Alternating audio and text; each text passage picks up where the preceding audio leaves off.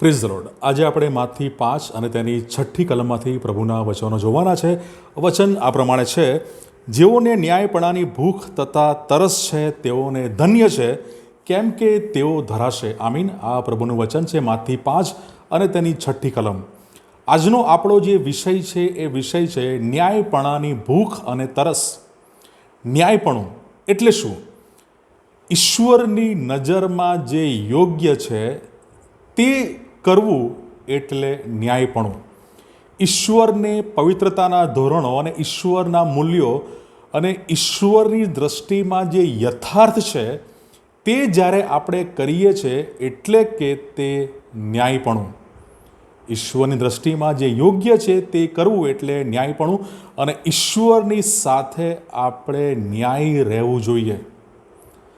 Bible શા માટે આ ગિરી પ્રવચનોમાં ધન્યતામાં આ ન્યાયપણાની વાત એ ઉમેરે? શા માટે ન્યાયપણું મારા તમારા આત્મિક જીવનને એ સ્પર્શે છે? શા માટે?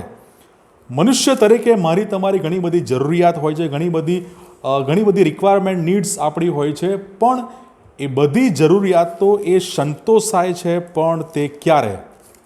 માથી 6 અને તેની 33મી કલમ કહે છે, પણ તમે પહેલાં તેમના રાજ્યને તથા તેમના ન્યાયપણાને શોધો, એટલે બધા વાના પણ તમને અપાશે.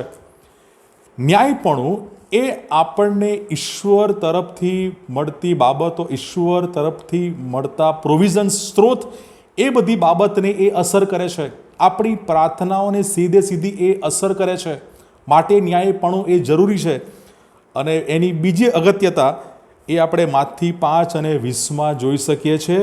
કેમ કે હું તમને કહું છું કે શાસ્ત્રીઓના તથા ફરોશીઓના ન્યાયપણા કરતાં જો તમારું ન્યાયપણું વધારે ન હોય તો આકાશના રાજ્યમાં તમે નહીં જ પેસશો.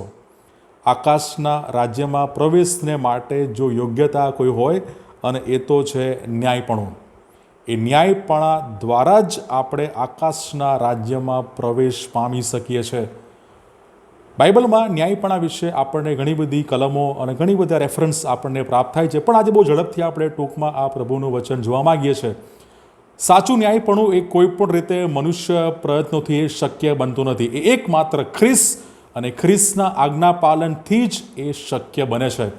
2 કોરિન્થી તેનો 5મો અધ્યાય તેની 21મી કલમમાં જણાવવામાં આવે છે, તેમનામાં ઈશ્વરના ન્યાયપણારૂપ થઈએ. ખ્રિસ્તમાં ઈશ્વરના ન્યાયપણારૂપ થઈ. એ બાબત આપણને 2 કોરિન્થી 5મો અધ્યાય 21મી કલમ કહે છે. અને રોમન 5 અને 18 આપણને જણાવે છે, ખ્રિસ્તના ન્યાય કૃત્યથી સર્વ માણસોને જીવનરૂપ ન્યાયીકરણનું દાન મળ્યું.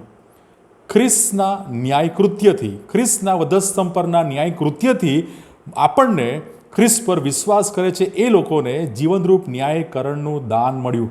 ત્યાં લખેલું છે ન્યાયીકરણનું દાન, એટલે કે એકમાત્ર ખ્રિસ્તથી, ખ્રિસ્ત દ્વારા જ એ પ્રાપ્ત થાય છે, માનવ પ્રયત્નોથી નહીં.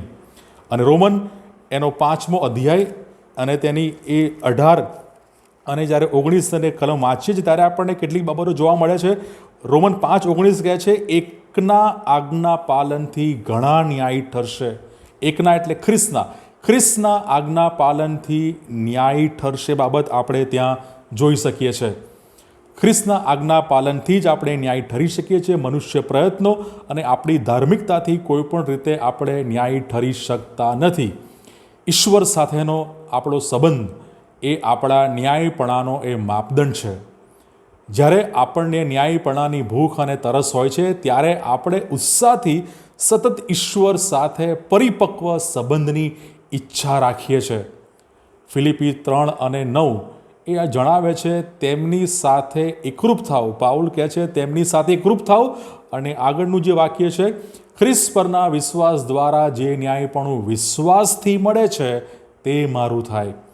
પાઉલ અહીંયા ન્યાયપણું કેવી રીતે પ્રાપ્ત થાય એની માહિતી આપણને આપે છે.